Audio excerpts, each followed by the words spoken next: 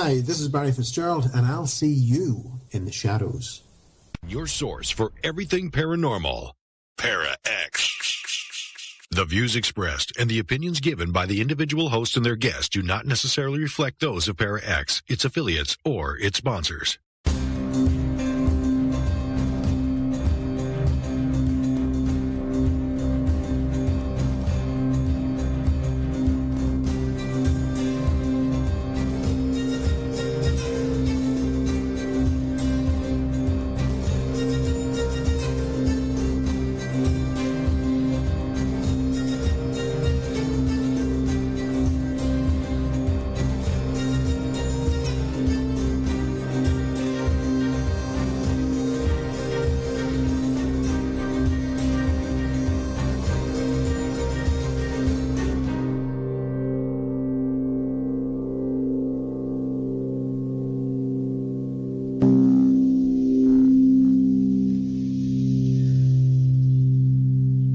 Welcome to another Monday night here on the Shadows Radio. I am Rebecca, and once again, the aliens have abducted Kara. I don't know. But they gave me an excellent replacement, a body double, if you will, to fill in for her tonight. So I would like everybody to welcome the host of the journey here on Para-X Radio Network, Jen, who's going to be filling in tonight here on the Shadows. So hi, Jen. Hi, Rebecca. Hello, everyone from the Shadows. Yes. So we're bringing you to the dark side tonight because, you know, you're all like light and happy and we're all dark and creepy here. Hey, I've been dark and creepy. I can go there. What is the light without the darkness? That's very true. We would not have any shadows if you did not have any light. So that's true. So again, thank you for, filling in tonight. We appreciate it. We've been running a little low here without Kara, so we thought we'd bring in some of the other names here on Para-X to fill in and spread their knowledge, which is always fun. So let me get some of the boring housekeeping stuff out of the way first. As always, you can find us on Podomatic, Podbean, iTunes, pretty much anywhere that you can find a podcast. You can find us. You can go to theshadowsradio.com, and the big list is there. And again, as always, if your favorite is not there, let us know, and we will fill it in for you. Find a way to get us on that list, because I'm all about spreading the word everywhere I can possibly fit it. So make sure you find us and subscribe. And if you want to go all the way back to the very, very beginning and the very awkward train wrecks that happened when we first started, you can take yourself all the way back and go to theshadowsradio.com, click on the on-demand link, and that has every podcast ever from day one. Well, actually, it doesn't have day one because day one was such an epic disaster. We were only on for 7 minutes. So it has from day 2 onward. So we'll just go with that. But you can find all that there. So, all right, all that's out of the way. So let's talk about fun stuff. So I brought Jen on tonight because she has a whole world of knowledge that, we here on the Shadows don't really have. So we talk a lot about haunted locations. We tell ghost stories about those locations. But we don't really talk about kind of the spiritual energy side of things, the metaphysical stuff. And that's why we said, you know what, Jen is the expert on this kind of stuff, so we'll have to bring her in to talk to us. So we're going to talk tonight about kind of taking care of yourself and protecting yourself from negative energies and, keeping your space clean of all that dark thought. So it's a big box to unwrap, Jen. So let's start with kind of the basics of, how do you determine what energies are you and what are your outside sources, like things that are pushing on you from the outside? Well, that's a very good question, and I think it's gonna vary. That answer varies depending upon who you're talking to and what their level of awareness is. I'm a psychic medium and a full-on empath, so I feel what other people are feeling, and that's not just a physical feeling; it's also an emotional feeling. If somebody's feeling angry, I'll feel their anger. If they're feeling sad, I'll feel their sadness. And to be honest with you, it doesn't feel any different than if I was feeling sadness or anger. So, as a young empath, it's very confusing because you don't know that what you're feeling is what somebody else is feeling, and it's not really your own. So it's very confusing. When you finally figure out that you're feeling somebody else's stuff, you eventually can learn how to not feel theirs, how to determine what is mine and what is theirs.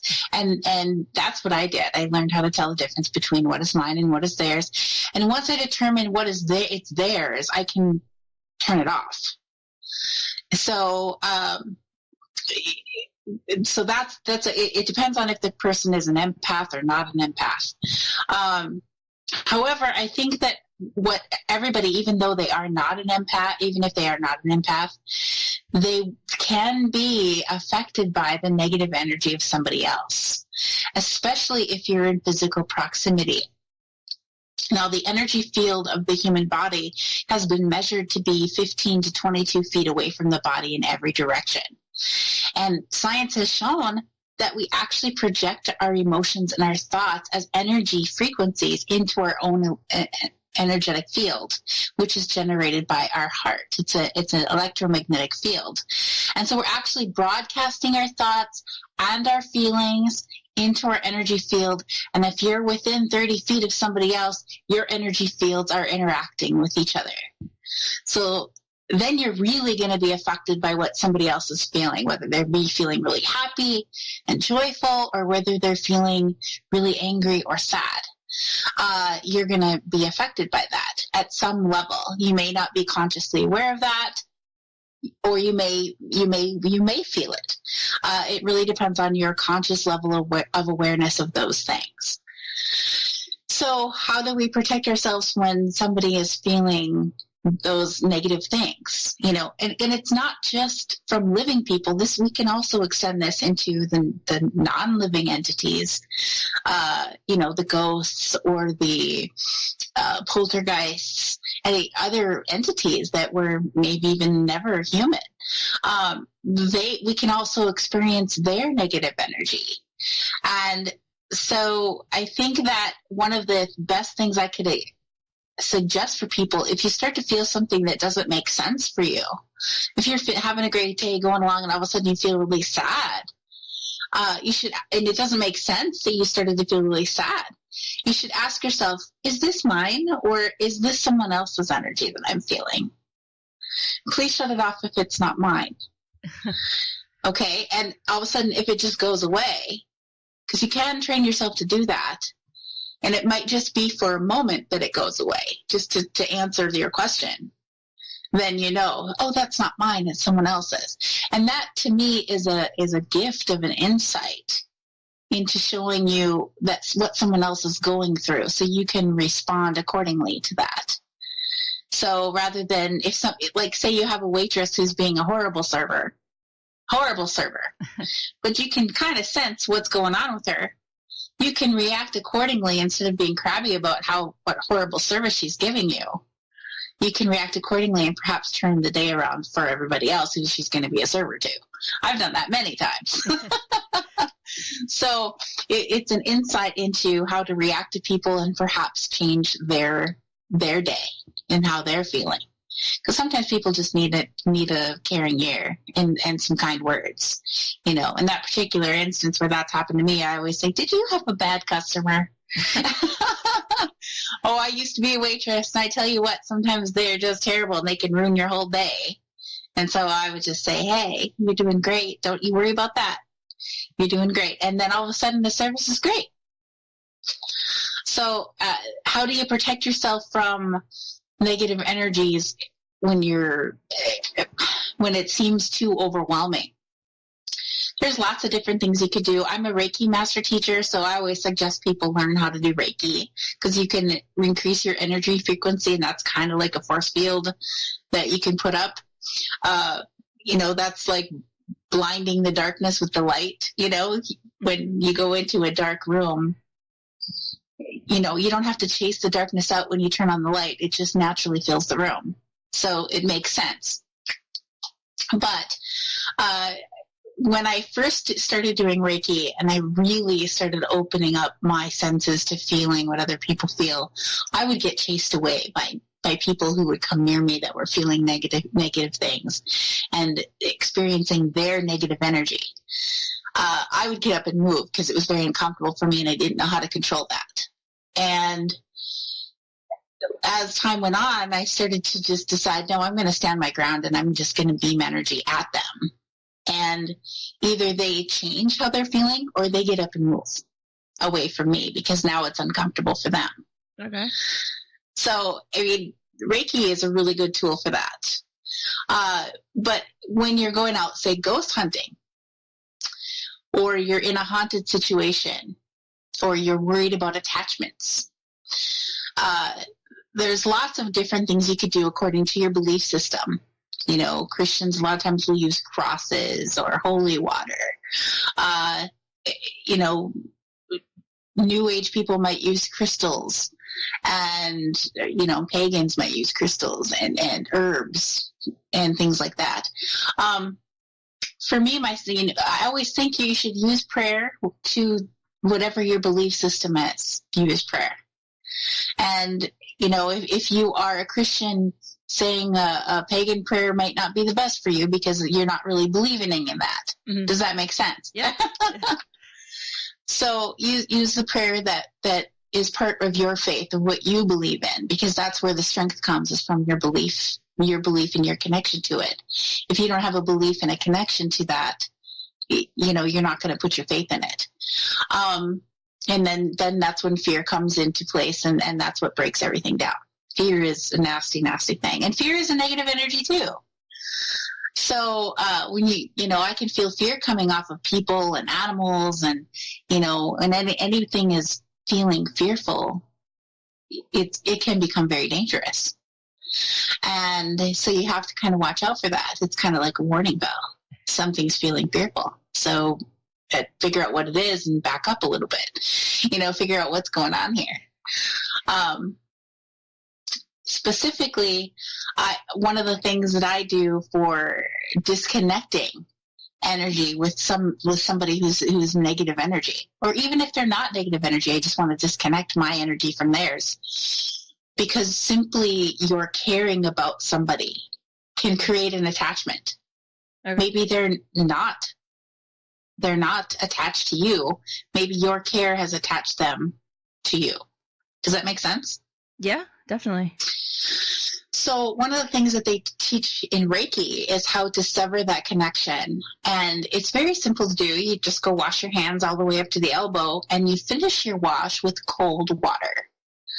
And with that cold water, you're severing that connection, that energy connection to that other person or entity, or ghost, whatever it is. Living or not living, physical or non, it all works the same. So you can just rinse in cold water, and the colder the better, you know, all the way up to your elbow, and know that that's severing that connection. And because a lot of times people just don't know that your simple caring for somebody else can create that attachment. And so when somebody, your friend or anybody, is feeling sadness and they leave away from you, and you just can't get it out of your head, you just can't let it go rinse in that cold water and help to sever that connection, because that's theirs, it's not yours. So one interesting thing that you said was that sometimes if someone's feeling like you kind of come into a circle of someone that's feeling a negative emotion, you'll send Reiki to them. Now, one of the things, I'm not a Reiki master by any chance. I took one Reiki class one time. But one of the things that they told us was that you're not supposed to send someone energy unless they ask for it, or that you tell them you're going to send it. So how does that work if you're kind of using the Reiki to push off their negative energies? Okay, so a lot of people learn Reiki online, which I really don't recommend. You should learn it from a Reiki master in person who learned in person, because you're really going to get more of an understanding of what those things mean. When they say you shouldn't send without getting permission, one of the symbols that you use in Reiki is called Seiheki, which is actually asking permission. And so you're not asking the person who is consciously aware, you're asking their higher self and their spirit if it's okay that they would receive this energy. And if the energy goes through, it was a yes. Okay. And if their higher self says no, then it doesn't go through. but still, it doesn't matter. You haven't done anything wrong. You can just beaming energy out from yourself in all directions is like creating a force field of positive energy. And I'm going to tell you right now, I've encountered darkness that has literally been afraid of me. And it was quite interesting the different times I've encountered people who I wasn't really sure if they were fully people because of how they reacted to me. Okay. And it was just quite shocking because I was coming into a gas station one time, and the person that I was with even noticed that this particular man who drove up looked at me funny, and he went inside the store, and as I got gas and started walking into the store, this man came out. And he looked at me, and he stopped dead in his tracks, and he walked all the way around me so he wouldn't come within like 30 feet of me, like he was afraid of me. And I just kind of stopped and looked at him like, what's going on here? Because it was so obvious, and I could feel his energy was dark. But he was afraid of me. He didn't want to come within my energy field. So, I mean, I wasn't trying to give him Reiki. I was just beaming light all around me, and that's like a force field to the darkness. So, he was obviously saying, I don't want any of that. Well, but I got the feeling that it would hurt him, like he would find it painful. Well, I mean, honestly, there are some people that I feel like their personalities, if they didn't have that kind of crutch of darkness to lean on, they would collapse in on themselves because something else is pushing on them. So I wonder if maybe that was the situation where he had something, you know, there was a pain or a grief or something that he was trying to push off, and he had surrounded himself with this kind of just angry energy or dark energy to keep that other thing at bay. That's fair. Yeah. I don't know. I sounded insightful there, but I was just kind of going with it. You did very well. That does sound insightful. It's very good. Very good. A lot of times people do kind of enjoy their misery when they're there. Mm-hmm. They don't want to come out of it. And you'd think that people would want to be rescued from that, but you know, everybody's on their own journey and they have to go through their own process. And you know, you have to respect that process. Now, as far as asking permission, again, there's another reason behind asking permission. Mm-hmm. If you ask somebody permission, can I send you Reiki? Or if somebody doesn't seem to be open to Reiki, you can say, can I pray for you? Would that be okay? If they say yes, they're opening up to experience a change, a positive change. And they're more inclined to notice that something is changing for the better if they have agreed to it. So that's another reason why you might want to ask. But I don't necessarily feel inclined to talk to strangers all the time and say, hey, do you want some Reiki? I don't feel like I have to do that.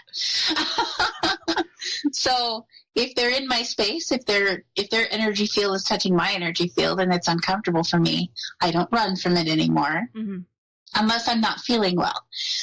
If I'm not feeling well, I've learned just to leave it alone and make space for myself and not try to give away energy at all. And, you know, I learned that the hard way. When I actually got attacked by something that was not ever human, and it felt like a swarm of bees of negative energy that was swarming all over me, and I couldn't get it off. Oh. And it happened when I was at a public location, and there was an older lady there who I really enjoyed talking to, and I had felt like I should go talk to her, and she worked there. And so I went and talked with her, and I could tell something was wrong, and I was very concerned for her health. And I said, what is wrong? You're not feeling well, are you? And she says, no, they don't know what's wrong with me. She'd been doctoring. They couldn't figure it out. And I felt very strongly that if I didn't help her, she might not make it. Mm. So I just started beaming energy at her. And when I did that, within just a few moments, I felt this swarm of negative energy, dark energy, just swarming all over my energy field. And like a bunch of bees that were just killer bees that were swarming. And it was like boom, boom, boom. And I just couldn't get it off of me. And I all of a sudden felt very drained and I couldn't get it off. And I ended up in the hospital. Wow. Now she started feeling better. Oh, that's nice. So she handed it off to you? Well, it wasn't her choice. This negative thing had attached itself to her and was feeding on her light energy. She was a very, very positive person, but she wasn't an energy worker. She was just a very positive person. And I really enjoyed her. And, my instinct was right. I don't think she would have made it through that if I hadn't have done something. So when I started giving energy to her, it saw another light energy source to feed on. And I had been having some health issues at the time, so I couldn't fight it off.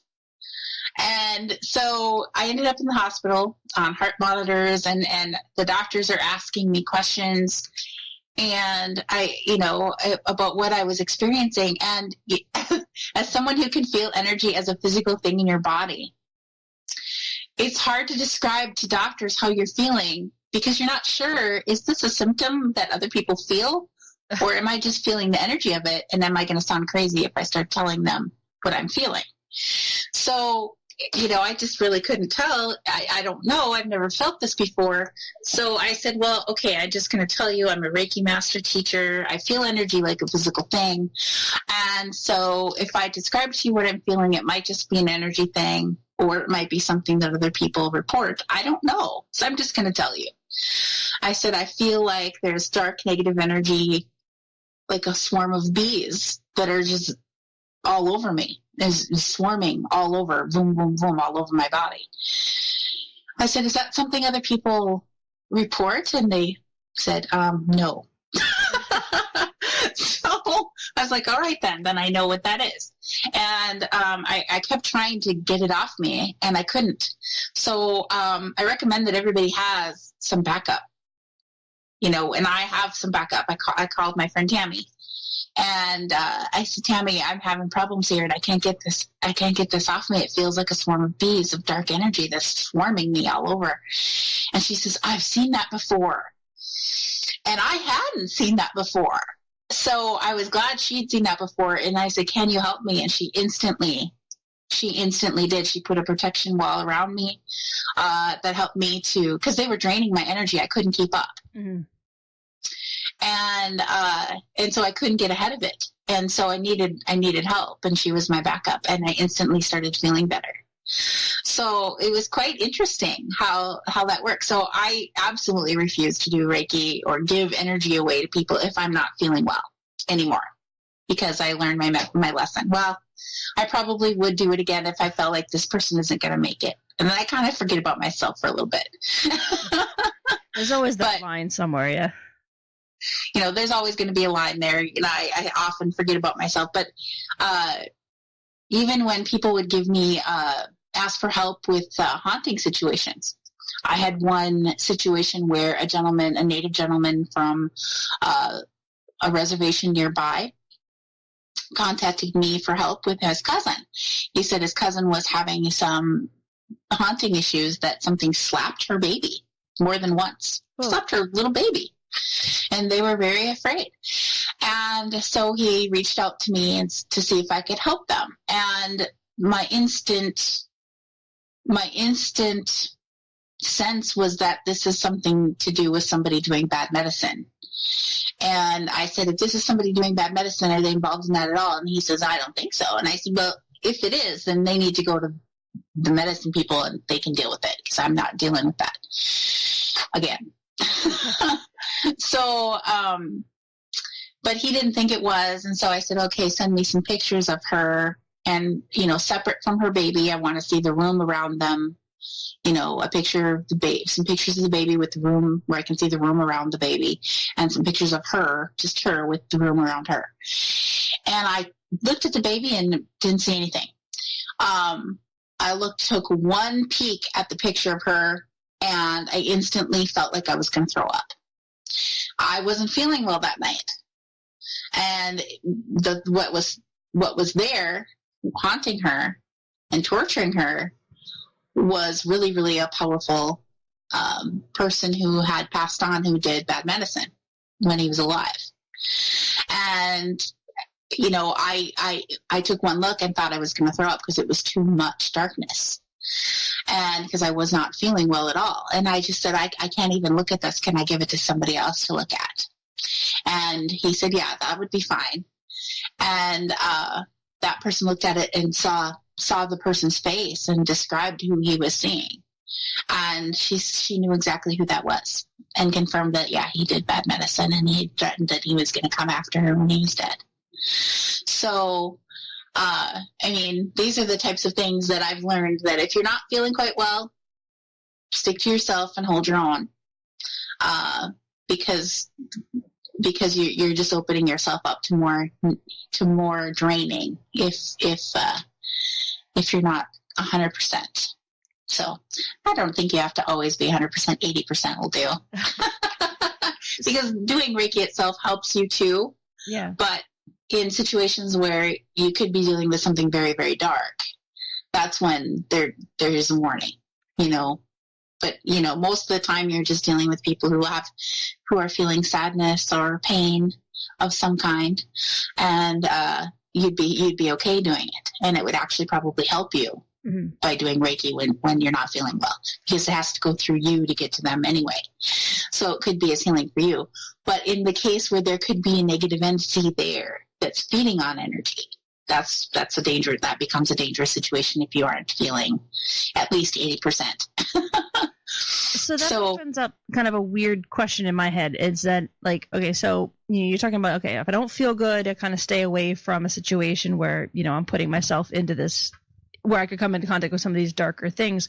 But my head immediately went to, generally, if you're not feeling well, you go to a doctor's office or you go to a hospital. And I feel like those places would be just absolute cesspools of people surrounded by dark energies. So when and you're real tight together, you don't have the luxury necessarily of, you know, kind of putting that, what you said, 22-foot buffer between you and whoever might be nearby. So how, in that kind of situation, do you keep them over there and me here?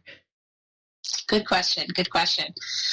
Well, using barriers that are known physical objects that you would think would help you, like a mask over your mouth, even if you're not sick like that, it would show you that you're not breathing in their germs, number one. But that's a physical representation of protection of yourself. Number two, I try really hard not to look at other people when I'm going to a doctor's office, because my looking at them makes a connection. Okay. And that connection creates care. So I try really, really hard not to look at anybody else. So I'm just focusing inward on my own thing. And, you know, these types of things help to protect you, whether you're aware of that or not. My mom, you know, she's learned pretty well about how sensitive I am to what other people feel. Mm-hmm. We were at a restaurant one day, and I turned around and I looked across the restaurant, and there was a baby there, maybe a year old. And I went, oh, I just glanced over and I went, oh. Mom said, what? I said, that baby has the worst diaper rash. Oh, and she's like, how do you know? And I said, I felt it. It is really raw. Ouch. And I felt the diaper rash as if it was my own diaper rash. And all I did was glance over, make eye contact, and boom, I felt it. And I felt that care for the baby. So then I was having trouble disconnecting because I'm feeling bad for this baby. You know, but sometimes I'll walk up to parents and say, hey, your child has an ear infection brewing. You might want to get on that. So, or something like that, because I'll become aware of it before they are. Poor babies can't talk. Now you got me all. Oh, now I'm itching. Diaper rashes are a rough thing. We just got over diaper rashes. Oh, they burn sometimes really bad. That poor baby had one really bad. And so, you know, I used to hide these things about how sensitive I was. And, you know, when I hit my 30s, I started sharing more of it with my mom. And at first she thought I might be nuts. As moms often do. Yeah. But then, you know, she was with me enough. People would come up and start talking to me about stuff that I talked about. And she knew I didn't know this person. And she was just like, what is going on here? And then I have a sister who's considerably younger than me. She's a half sister. And, we only lived in the same house for about a year and a half.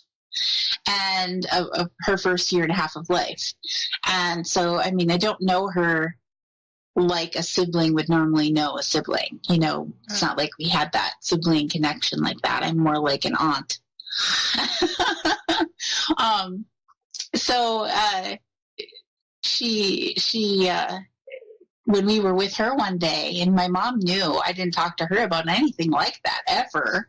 She barely talked to me because she has an anxiety disorder, so she doesn't talk to anybody. But she started talking about the way that animals are treated and how everything has feelings and everything is alive and has consciousness. And she said, you can feel the energy just coming off of plants and trees. You can feel it.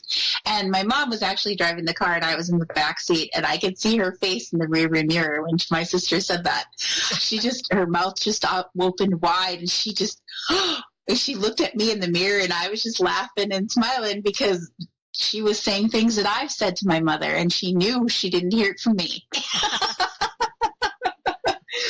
So that was pretty fun. That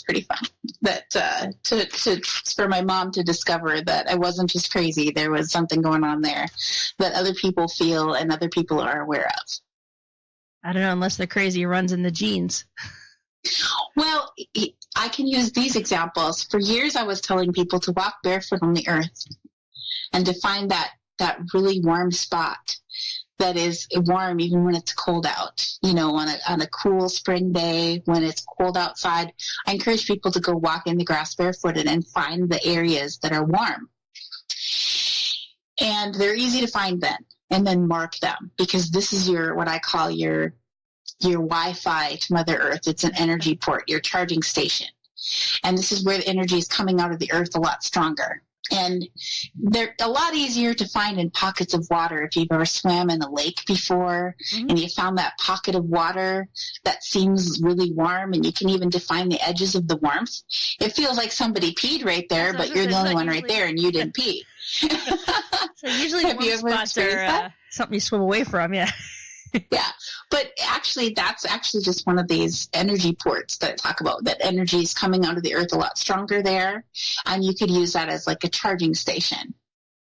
So I encourage you to hang out in those pockets of warmth, but they're also on land. They're just a little harder to find. So it's easier to find them on a cool day when the ground is cold and maybe the wind is blowing. Just go out there barefoot and walk until you find the warm spots, and then mark those spots, because those are really important. You can go there all the time and sit there and meditate and bring the energy into your body and let it charge you up. So those are awesome places. These are really old wisdoms that have seemed to be lost on the new generations. When I looked into this, how did I learn about that? I discovered some warm spots on the ground that didn't make any sense as I was walking barefoot in the grass on a cold day. And I found these warm spots that didn't make any sense. And come to find out, this has been known for a long, long time. And they used to build churches so that where the pastor would stand to give his sermon, he would be standing right over one of those spots. So they felt that the energy coming up, that positive energy, would come up and go through the pastor and out into the congregation through his words. So the really old churches were built where the pastor would stand to do his sermon right on top of one of those points. So this isn't new agey new stuff. It's old stuff that people seem to have forgot about.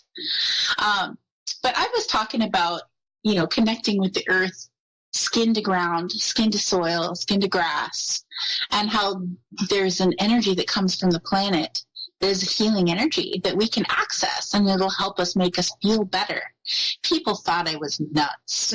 There was no question that they were like, okay, Jen, why don't you go smoke some more or whatever it is? And I'm like, I don't do drugs. And they're like, okay, well, maybe you fried your brain a while back. And I'm like, I never did drugs. I don't even drink alcohol.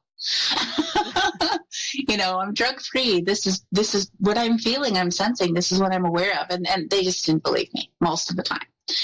Well, years go by, and I'm on Facebook one day, and I see this post about how scientists have discovered that the earth gives off an energy that is healing for us, and we should go barefoot to the ground to take advantage of it.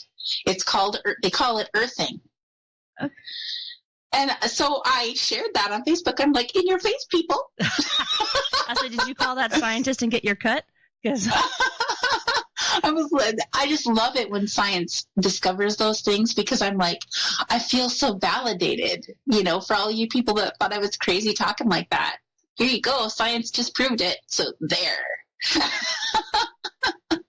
So I have to ask this question, and I mean this in like totally respectful seriousness, is that I hate walking barefoot. I will not even walk barefoot in my own house. Like I have slippers on in the height of summer when it's 105 degrees, because I cannot put my feet on anything. How do I connect with the ground? And don't tell me to walk barefoot, because it's not going to happen. Could you stand putting your feet on a stone? Probably, if it's really clean stone. Okay. Maybe you could have your daughter go out and find those warm spots in your yard for you and have her identify them, and then maybe touch them with your hand to confirm it. And then mark it with a big stone that maybe you could sit next to and put your feet on top of. Just standing in that energy flow, which is going to be, 2.5 to 3 feet across, that energy flow where it's coming up through the earth, just being within it is going to be charging you. And knowing that we all have an energy connection with the earth, we're all taking energy in through the bottom of our left foot, and it goes up to the top of our head and out and down through the bottom of our right foot. So we have this energy circuit. Mm-hmm. Continually going with the earth. When you're aware of that and you stay in one of those, what I call energy, earth's charging stations, you can accelerate that process by envisioning that energy coming in, giving it permission to fill every part of your being, and releasing the negative energy from your body out the bottom of your right foot, and just let it flow through you and clean you out. Does that make sense? Yeah. No, I'm. One of our Facebook listeners suggested I just get really thin shower shoes and go do that. So I might try that too. There you go. That might work. Yeah, I'm one of those people. I was like, I'm not a nature person, and I'm not a touch my feet to anything dirty person. Yeah, I'm just weird. Well, I'm part Native American, and I did learn some from the Native elder who led the medicine people of our tribe. Mm-hmm. And he suggested that when you're feeling very down and out, that you turn your belly to the earth in a good place. So that would be like a sweat lodge, or just in a good place, like that place I'm telling you about. So if you can't stand your feet on it, maybe lay on the ground there with your umbilical, your belly button to the earth. You don't have to take your clothes off. You can lay on a towel if you want, but just spending time there, reconnecting with the earth that way would work too. All right. I think I could probably handle that. Yeah. But one of the easiest things that people can do, the easiest is the cold water. Cold water. If I'm having a super, super, super bad day, I will go take a shower and rinse in cold water. Doesn't have to be like a 5-minute shower, just a cold rinse. Okay, that I could do. I can do cold water. I like being cold. Yeah. That's it. Actually, you're saying about the Native American. I actually am 1/16 something. They never actually told me what, and my dad teased me all the time. He goes, yes, and that's why you're only 1/16 and not anything actually traceable, because you're a terrible nature person and you would not be a very good Native American. Oh, hey now. It's fine. No, it's totally fine. I get that. Yeah.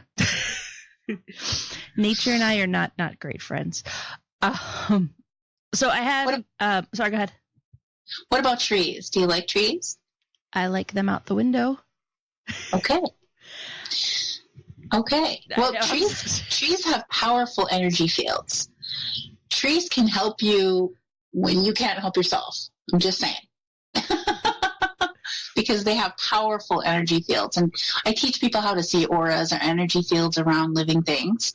And I always tell them to practice looking for the aura around a tree, because they have you can use the sky as the background, has a light color. You can see the energy you can stare at a tree and see its very large energy field against the sky. So it's, when you're practicing on how to see auras, you don't have to stare at a person who's going to look at you and go, why are you staring at me? You can use trees and practice all you want, and the tree's not gonna ask you why you're staring at it. It probably would enjoy the attention. So, so we should all go hug the trees then. Yeah. I wasn't a big tree hugger myself, but my daughter, in first grade, the school actually contacted me to tell me that my daughter had a fit and she couldn't calm down, and it was all because, and I was totally unaware of how much she loved trees until this point, but the school teacher asked how many of the students had real trees versus plastic trees for Christmas. My daughter didn't know that people cut down real trees and put them in their house for Christmas. She hadn't known that before. Oh. And she was absolutely horrified that they would kill a tree just to have it in their house for Christmas. And how terrible was that they were murdering the trees. And she had an ever-living fit. She was crying. She was like, how dare you do that? Just go buy a plastic tree. You can use it every year. You don't have to kill them. She was very upset. I had no idea. I was like, I'm going to find her chained to a tree someday. We're living in one. Oh, my goodness. But, she was right. I mean, trees are sentient beings that and you might think that sounds crazy, but they are. And if you look into it, if you do any research whatsoever, you'll discover that scientists are discovering this too, that they are sentient beings. And in the late 1960s, Dr. Cleve Baxter did a whole bunch of experiments with plants and trees. And he was the guy who invented the polygraph machine, or the lie detector test, for the CIA. So he was with the CIA. And in his laboratory in the late 1960s, he was hooking up plants to this polygraph machine and seeing if he could read anything from plants. He was just curious. And he discovered a whole new genre of information that he had no idea existed. And even though he could prove it, and he did experiment after experiment after experiment, his colleagues and other scientists didn't want to believe it. They wouldn't even try to duplicate his experiments. They just thought he was crazy. So Mythbusters actually went after that. The TV show Mythbusters actually went after that and tried to bust his myth of plants feeling and plants being aware of what is happening to other living things, and plants being afraid of you when you think of setting them on fire. And he actually did an experiment. Dr. Cleve Baxter did an experiment, and you can find it on YouTube under Panic in the Cabbages. Panic in the Cabbages, where they hooked up one cabbage plant to the polygraph machine, and they had another cabbage plant next to it. And they drew straws. These lab technicians were all wearing all white and white hats. They all looked very much the same.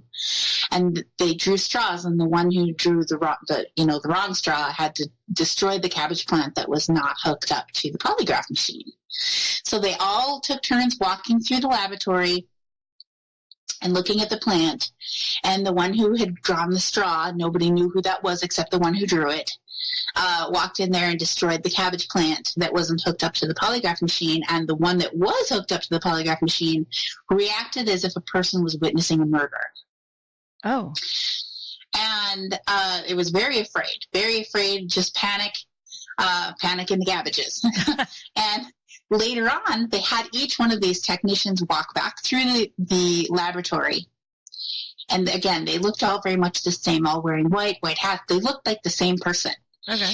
And the cabbage plant did not react until the person who had destroyed the other cabbage plant came back into the lab. Then it panicked again, afraid that it was going to harm it this time. So, I mean, you can watch that on YouTube if you'd like. Plants are conscious. Trees are conscious. They're sentient beings with a life force.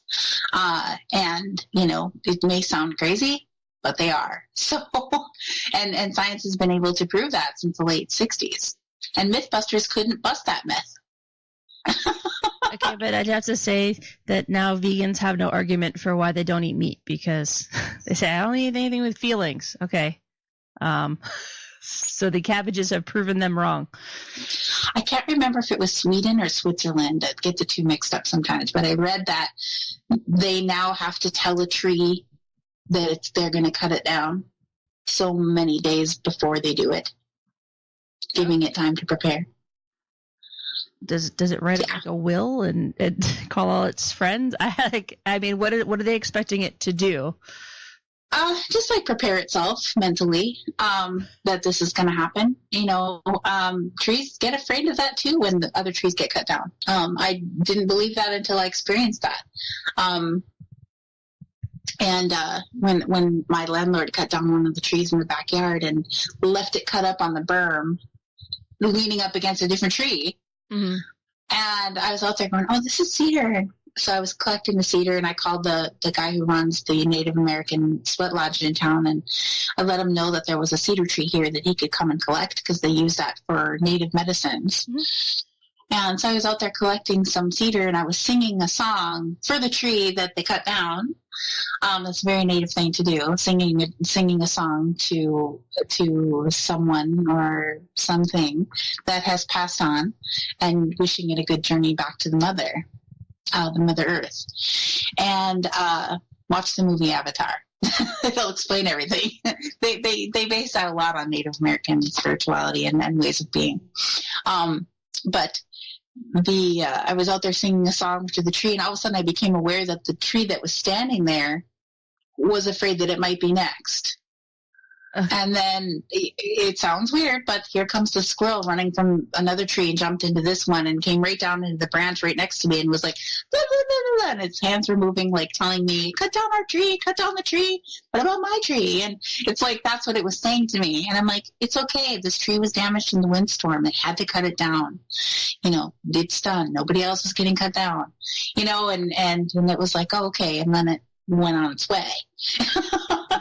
But, it sounds funky, but, throughout history, even the newer history books that they give out at school, and like when one of my adopted daughters was in 10th grade, and this was years ago, I picked up her history book and I just looked up every page that talked about Native Americans, just because I wondered, have they changed the story that they were telling us in the history books? And so I looked up every page where they referenced Native Americans, and you would be surprised how many times it referenced how the Native people were standing in front of the loggers that were logging all the forests and begging them to stop. Can't you hear them screaming? Can't you hear the trees screaming? And they were crying and begging them to stop. And the loggers were like, yeah, you're crazy. But it happened all over the country, and this is before there was telephones. There was no, they weren't like making a plan to go do this all together. So if it's happening everywhere, that Native people are standing in front of loggers and begging them to stop because can't you hear the trees screaming? It obviously is something that they were aware of. Yeah, that was happening. So most of Minnesota was actually logged. Most of the trees that grow here now are 100 years or less old because of that. Everything's logged. So the trees might be tall, but a lot of them are very thin. They're not the huge trees that you find down in the South. Yes. It's one of those things where, you kind of hear it and it's like, oh, well, it's just their belief system. And you're like, no, now that you think about it, it makes a lot of sense. And you've probably experienced it too. And I'm not an empath in any way, shape, or form, but there are times when I've kind of driven by an area that used to be wooded and they cleared it for development or something. And you're like, oh, well, you can kind of feel the sad just kind of rolling out of that area.